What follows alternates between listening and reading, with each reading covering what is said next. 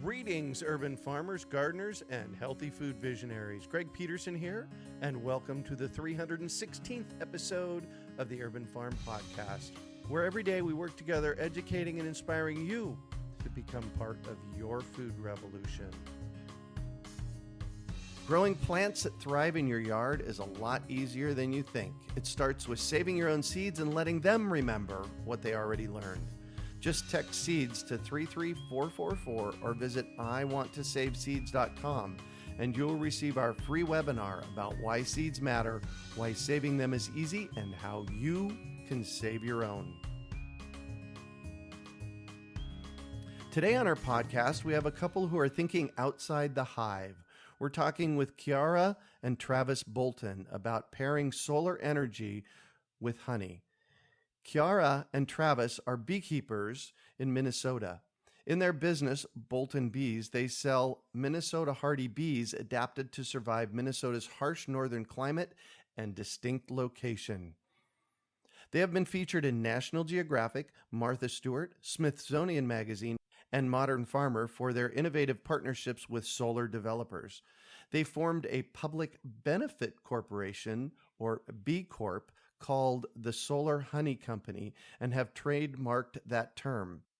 They are a mission-based company promoting the stacking of multiple benefits to farmland, including clean solar energy, pollinator-friendly habitat, and local beekeeping. Welcome to the show today, Chiara and Travis. Are you ready to rock? Yeah. Excellent. So I shared a bit about you. Can you fill in the blanks for us and share more about the path you took to get where you're at today? Sure. Well, I started beekeeping when I was living in rural China in the Himalayan plateau, and I was working on an economic development project there. And eventually I moved back to Minnesota and wanted to continue keeping bees here. Travis and I met, I got him into beekeeping, and we learned that it was really difficult to keep our bees alive during the wintertime. So what we started doing is just survival of the fittest. From those that survive, we breed from them. We did that for a number of years, and we were able to create a line of bees that we call Minnesota hardy bees. From there, our business has continued to grow. We sold bees, we sell location-specific honey, and then we started forming partnerships with solar developers. Because one of the things that we're always looking for as beekeepers is healthy land for our bees to be on. So these partnerships with solar developers is that they are putting pollinator-friendly land underneath the ground-mounted solar panels. So typically what they do is put gravel or turf grass and just kind of leave the land unused. But what we're promoting is use that land, plant it pollinator-friendly, and then we'll bring in hives to that land and make some solar honey. We'll extract it separately, and then we're able to package it as solar honey. And then the solar developers can then use their custom jars as they need to for public relation moves, for giving it to their solar subscribers or to community engagement events and things like that. Oh, interesting. So the honey actually is just honey that is grown on solar developed land. So you're calling it solar honey. Exactly. It's not just any old solar array. It has to be a solar array that's been intentionally planted pollinator friendly. So that developer is taking upon themselves to, really want to make the most of their project. Going one step further and saying, okay, this is really cool that we can have renewable energy. Let's not take this land completely out of production. Let's plant it pollinator friendly. Let's benefit the pollinators, the honeybees, the native bees, the butterflies, the birds. So it's not just any solar array. It has to be one that's been planted pollinator friendly. Wow. In permaculture, what we call this is stacking functions, where we have one asset. In this case, it's land, and you use that land for multiple things. Did you know that? What we say is stacking of multiple benefits to the land. So I guess I didn't know that the phrase was also used in permaculture, but we like to say stacking of multiple benefits as well. Right. Well, yeah, and you're doing it. I love that. In permaculture, we just identify it as that. Obviously, it happens in nature long before we ever came along, this whole notion of stacking benefits. And it is great for solar developers who are trying to get community buy-in. So if they were to just put in a solar array, most people, when you think of what does a solar array look like, they may not imagine the most beautiful sight. Right. But it actually can be. Where we have our bees, it's beautiful. It's like a prairie underneath the solar panels. There's land management companies that know to plant, shade tolerant plants underneath the panels. Plants only grow a certain height. So it actually doesn't interfere at all with the panels. And over the long run, it is more affordable for the solar developers because there's less maintenance on the land. Mm-hmm. And they're enriching the soil because there's deeper root systems. So it's leaving the land better than what they had it. And it's helping all the pollinators. So it really is a win-win-win. Very nice. So who came up with this idea? Well, it was a collaborative effort, I would say. There is a land management company based out of Minnesota that is actually nationwide now, Prairie Restorations. We were in contact with them, a couple of years ago when we were looking for places to put our hives. We're like, we know that this company, their forte is going into these commercial sites Mm-hmm. and planting them pollinator friendly with native plants. And we knew that they would be a company that potentially might have a real good lead on some locations for bees. So that kind of conversation started. Then we found out that Prairie Restorations was also talking to Fresh Energy, a nonprofit that promotes clean renewable energy out of Minnesota. Specifically, they were talking to Rob Davis. And Rob Davis has been lining them up with all these solar developers, plant them pollinator friendly. And there are other landscape businesses here that do a very similar thing. But Rob Davis, he has been very instrumental in promoting pollinator friendly in Minnesota. They've even put it into legislation. You can't just say you're pollinator friendly unless you meet a certain criteria. So we actually have a scorecard in place in Minnesota that just keeps it legitimate. If you say it's pollinator friendly, okay, so it's got to meet the scorecard. So those two were talking. Our world started colliding because we were starting to kind of help with some projects too, not only just looking for bee locations for us, but we're trying to promote pollinator friendly. We were kind of on the fringe, we're beekeepers. This would be a great thing for us. But then kind of people started thinking, well, maybe we should just put bees at the solar array. And then we already do location-specific honey. Right. So we were really pretty well groomed for this because it was like, well, we could extract that honey separately, and really see what kind of honey we get from that area. We know, Minnesota, we have a real diverse array of honeys just from our state. And we're like, well, let's extract that honey separately, and they can create a custom jar, and they can use it, for their own purposes. And the ball just kind of started rolling there. Our first project was with Connexus Energy, which is a co-op based out of Ramsey, Minnesota. And it started in January, and everybody got excited really quickly. January of this year?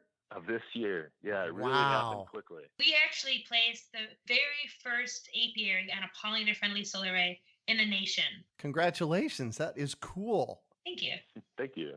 So Solar Honey is the name of your B Corp, correct? Yes, correct. So can you tell everybody what is a B Corp for those of us that aren't quite up to speed on that? So when we formed our business, the Solar Honey Company, we had to make a choice. Do we want to just be a regular business, or we can identify what is our true purpose of what we're doing? And our true purpose is to benefit the land, the environment, other beekeepers. And when we looked at what a public benefit corporation is, it really is just promoting that. It's saying we're a company that a percentage of our profits will go towards furthering what our mission is. Mm-hmm. So we're making that choice. A percentage of our profits will come to us, and we'll put it back into what we are promoting, which is pollinator-friendly habitat and apiaries located on them. The big picture, the big umbrella idea of a public benefit corporation is just a company that is promoting public benefits, a public good. So not quite a nonprofit. Not a nonprofit, because you still are a business. Yeah. It's not a nonprofit or a not-for-profit. You're still taking in income, but you're choosing to put some of the money back towards the good, and you are the whole focus of the company is towards public benefit. Mm-hmm.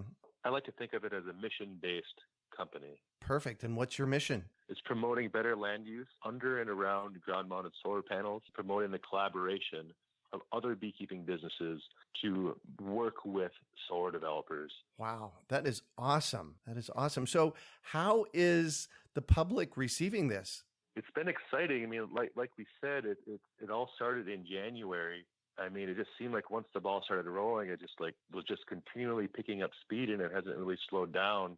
National Geographic picked up the story, and Smithsonian, and there's a lot of other publications too that are smaller. But it just seems that when people hear about it, it's kind of like, why wasn't it always like this? Right. It sounds fun. It's fun, but it's also simple. It's not some profound thing. It's just like it makes sense if you use the land properly, and then it's like, well, yeah, for sure, that makes sense. This whole other industry that is starving for healthy locations would be interested. It's like a real likely pairing. Yeah. I think that has really helped just to really have people get excited about it. Like we went out to a Verge conference in Santa Clara, California. It's new, and we're in Minnesota, where I wouldn't say we're secluded here by any means, but we thought, okay, there was interest from Verge for us to come out there and have a booth. And we're like, well, this would be a great opportunity. This would be a good opportunity to gauge the interest at, a bit more of a national scale. And it was overwhelming. It was unbelievable, the interest that people took in our idea and our business. Yeah, it was really exciting to see that, talking to, people all over the board. Mm-hmm. Well, congratulations. Thank you. Yeah, thank you very much. Yeah, congratulations. It's an epic idea, and it's a simple one, like you said. So, yay. So have you taken this beyond your business and you started sharing it? You were at a conference. How's that going? Well, yeah, we have. What we learned from the Verge conference is that this is a big deal. Other solar developers in other states and other beekeepers want to do the same thing. And so with the Solar Honey Company, what we've done is we've been able to scale it. Instead of just having our bees on a pollinator-friendly solar array, now we're encouraging other beekeepers to have their bees on pollinator-friendly solar arrays. One of the things that beekeepers are struggling with is that they're not getting a good price for their honey. In the United States, honey is being laundered in. A lot of times you look at your honey bottle, you see that it's from Brazil or Argentina. But yet at the same time, the demand for honey is increasing. We cannot meet the demand in the United States for the honey. However, beekeepers are still getting paid poorly for the honey produced here, the local honey. Mm-hmm. So what we're doing with the Solar Honey Company is that we are offering to buy honey from beekeepers that produce honey on pollinator-friendly solar arrays, solar honey, at an above market rate. Wow. So we're establishing a new market. And typically the way this arrangement works is that a solar developer who, potentially has 20, 30, 40, 50 solar arrays throughout the nation, would ask us, say, hey, this sounds really great. We want to do this. We've got some, new arrays going up in so-and-so state, and we want to try this. We have a network of beekeepers that we have vetted out that we think would be a good fit for this type of arrangement, that we can connect that beekeeper with the solar developer, and we can be, a liaison for that collaboration. And then, like Chiara said, then we offer a market for that honey, where we'll purchase that honey by the barrel or even by the 5-gallon bucket at an above market price. When you do location specific, it's making it even more local. Mm-hmm. And that's, I think, with honey, it's really what people are looking for, because it's starting to be a tricky thing to buy honey and to really know what you're getting. You look at your honey bottle and it says, okay, nice. This is distributed out of some place in upstate New York. Okay, cool. But then if you look a little bit closer, you look at the bottle and say, why does it say, 4 other countries on this bottle? If you dig a little deeper in that, other not to say that there's not amazing honeys coming from all over the world, but there is an amount of honey laundering that exists where they're adding stuff to this honey to bring it right up to that level that can still deem it pure honey. At the end of the day, I think it's a lot better to get honey that's from around where you live, essentially. And plus from a trusted source. From a trusted source and with a good impact. You're buying honey that's promoting more of this. When you're buying that jar of honey, you're not only getting a pure raw honey, you're also buying into promoting pollinator-friendly habitat, mm-hmm. promoting renewable energy. So in your projects, who actually plants the pollinators? Is it the beekeeper or the solar array people? It's landscape management companies. So the solar developer will work with The solar developer. Hold on, I'm gonna. Hey, Chiara. Yeah, I'm gonna. Chiara, can we go back? You said plant the pollinators, and that's kind of confusing. You don't mean the plant the You mean because pollinators are bees. Oh yeah, that's true.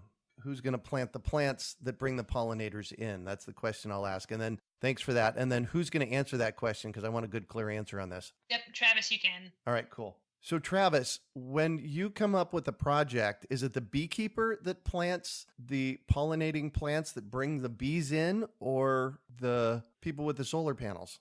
No, it is not the beekeepers. It's a trusted landscape business that is privy to this type of work. In Minnesota, there's 2 or 3 that do it. Minnesota Native Landscapes, prairie restoration, and these businesses have really prairie restorations. All they do is plant native plants. That's their business. They raise their own seed. That's all they do. So you want a trusted landscaping business that plants native pollinator-friendly seed mixes, and is also a business that is aware of what the solar developer is looking for. They want low-growing, shade-tolerant plants. You don't want it to be blocking any sun. Right. Yeah. So everybody has to work with each other in these arrangements. But it definitely can be done, and we've had a good track record here in Minnesota with prairie restorations, especially in Minnesota Native landscapes too. Excellent. Hey, in our pre-conversation, we talked about that y'all are queen bee breeders. What are you breeding them for, and what does that mean? Queen breeding is you take hives that show favorable characteristics, and then you raise queens from those hives. We graft queens. That's something that Chiara does. And it's literally you take a larva just after it hatches from an egg, and you pluck that larva from a hive that shows favorable characteristics, and then you put that into a queenless colony, and that queenless colony can raise up to 90 queens at a time. And then you take those queen cells out of that cell builder.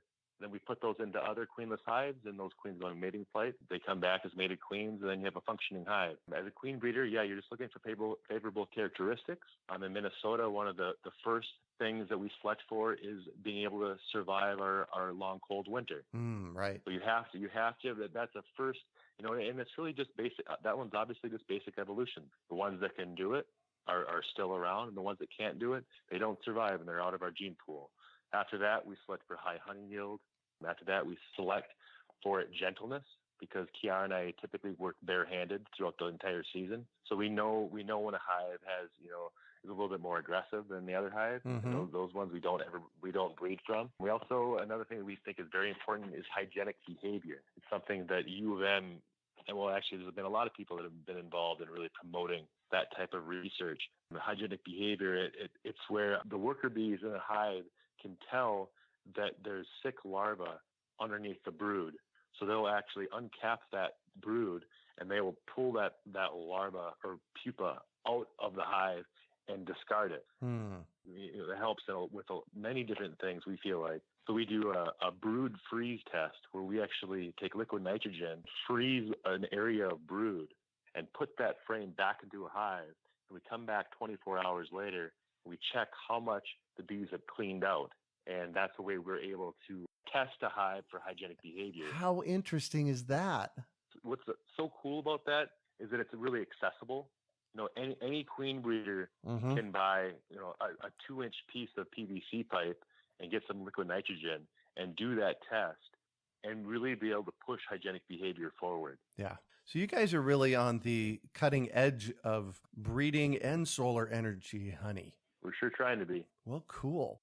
So I'm going to shift on you, and I'd like for you to talk about a time you failed, how you overcame that failure, and what you learned from it. I would say probably the most failures happen early when you're starting a business. When Chiara and I were starting Bolton Bees, I'm going to have to go back a little bit further than Solar Honey Company, but when Bolton Bees was starting, Chiara and I were both still working full-time. I was a licensed contractor remodeling houses, typically kitchens and bathrooms. Chiara was working in a nursing home as a manager. And we were starting our Bolton Bees business, which was taking up, way over 40 hours a week aside from our full-time jobs. And at that time of really trying to make it all work, and then probably into the next year when we were just full-time Bolton Bees, we struggled to strike a balance with our social life. I think with our family and friends. I think that would be a failure that took us a little while to learn, was you have to give people in your life time. The people, obviously your family and your friends, you really have to put time aside for non-work related things. And I think that it took us, I would say at least a year and a half or so to really get good at striking that balance. And it's still something that we are always still working on being better at. I definitely think we've done a lot better at just, setting aside time for birthdays and setting aside time for when somebody's coming back into town. At the end of the day, that's really a big part of, leading a rich life, I feel like, is maintaining all those friendships that are so meaningful. Oh, yeah. And you're lucky that you got it in a year and a half. There's some of us that take a whole lot longer than that. Yeah. I mean, we're not perfect yet, but I definitely think that we were a lot better than we were. So what do you consider your biggest success? I think the Solar Honey Company, just how well it's been received, and I think that how much potential there is in it. I think that right now feels like our biggest success. It really seems like it's positive on every front. And I think being able to be a part of something like that is, I would say, our biggest success right now. Yeah, I would totally agree with you on that. You are pushing the edge of our thought process to make really cool stuff happen. I'm excited about what you're up to. So congratulations on that. Thank you. So this next question, I'd like you both to answer this. And that is, what drives you? I think what drives me is working towards a greater good. I think everything that we're doing, we've had many different jobs in our life. What we're doing with Bolton Bees is we're creating a local Minnesota hardy bee. And what we're doing with the Solar Honey Company is we're creating this network of beekeepers that are able to sell their honey at an above market price, and helping promote better land use practices and solar energy. So I guess work drives me, and I love what we're doing, and I love pushing these good things forward. I think that's what my drive is. Beautiful. Travis? Yeah, I'd say to go one step further is that we are beekeepers. That is also that's our main thing. And I think that when you work with bees, you always have something driving you, because you'll do it your whole life and you still have things you want to do differently the next year. And you're still honing your trade. It's not something you ever master. I mean, you can get good at it, you can get much better at it, and you can be successful with it. But there's always things that you want to do better to have healthy, productive hives going into winter and coming out of winter, and being able to be sustainable. So really, it's, for me, a big part of it too is beekeeping, and just trying to always be a better beekeeper. Beautiful. So if you each could recommend one book for our listeners, what would it be and why? A book that I always, love thinking about is Red Earth, White Earth. It's a book by Will Weaver. He's a northern Minnesota guy. He's actually from my hometown, but that book was, it was a bestseller as far as I can remember. It was a big book. It talks a lot about the cultures kind of having to coexist in northern Minnesota. Native Americans that had obviously been there a long time, white people farming in that area. It's a book that I always tell people that it's my favorite book, Red Earth, White Earth. Beautiful. I would recommend, I just got finished reading this great book. It's called Canoes in Winter. It's by Bob Gulker, and he's actually also from northern Minnesota. I love reading this book and hearing about things and learning about things that are all about northern Minnesota. It's all about being in the woods and living a wholesome, holistic life. There's a great storyline in the book too, and it's pretty engaging. So Canoes in Winter, Beneath the Circus, it's a series. I've only read the first one so far. I look forward to reading the other two, but it's by Bob Gelker. Perfect. So what one final piece of advice do you have for our listeners? I would say there's a lot that you can do by just leaving your dandelions in your yard. Don't pick them out of your yard. Leave dandelions. It's one of the very first real nectar sources and pollen sources the bees have. And so we have this idea in our culture and society that we need to have green lawns. We do all this managed landscape within our own backyards, having green lawns that don't benefit anything. So I'd say leave the dandelions, leave the clover, because you're really helping pollinators. If you want to go a step further than that, I would say engage within your local community. If you hear that there's a solar development going in, go to that hearing and ask for it to be pollinator friendly. Beautiful. Well, thank you so much for joining us on the show today, Chiara and Travis. Really fun to be a part of this. Well, I'm really, really excited about what you're up to. I think we need to all take a look at how we can make this big of a difference out in the world. So congratulations on that. So how can our listeners get a hold of you? You can find us website, solar-honey.com or boltonbees.com. Feel free to email us at boltonbees@gmail.com. So also, if a developer wanted to get a hold of you, how do they do that? Is it the same process, and how would they find out more information about that? They should contact us directly. You can go to our websites and contact us through there, or feel free to email us at boltonbees@gmail.com. One of the things that we do is if a solar developer contacts us, we will talk with them and go through how many solar arrays do they have. Is it also pollinator friendly? If it's not planted yet, we'll try to connect them with local services that can assist them. Do they have beekeepers in mind? If they don't, we have a network of beekeepers, and then we can manage all of that. And that's actually the way that most solar developers are going, is they work through the solar honey company with our network of beekeepers. And it's kind of a one-stop shop for them. They work with us, we work with all the beekeepers, and then we can help design a custom jar for them, help do public relations events, go to different hearings for them, help them push it through, the city commission. There's a lot of different services that we could offer solar developers, but we don't know unless they contact us, and it's kind of custom for each project. Perfect. You can also find show notes from today's podcast at urbanfarm.org/solar honey. Well, that's it for today. Thanks for joining us on the Urban Farm Podcast. Growing plants that thrive in your yard is a lot easier than you think. It starts with saving your own seeds and letting them remember what they already learned. Just text SEEDS to 33444 or visit iwanttosaveseeds.com and you'll receive our free webinar about why seeds matter, why saving them is easy, and how you can save your own. We hope you enjoyed today's episode of the Urban Farm Podcast. Remember to listen for tips, advice, and resources to help you on your journey with urban farming. You can find us on the web at urbanfarm.org or send us an email to podcast@urbanfarm.org. In the words of Vincent van Gogh, great things are done by a series of small things brought together. Be encouraged that with each lesson learned and skill developed, you are one step closer in the direction of your dreams.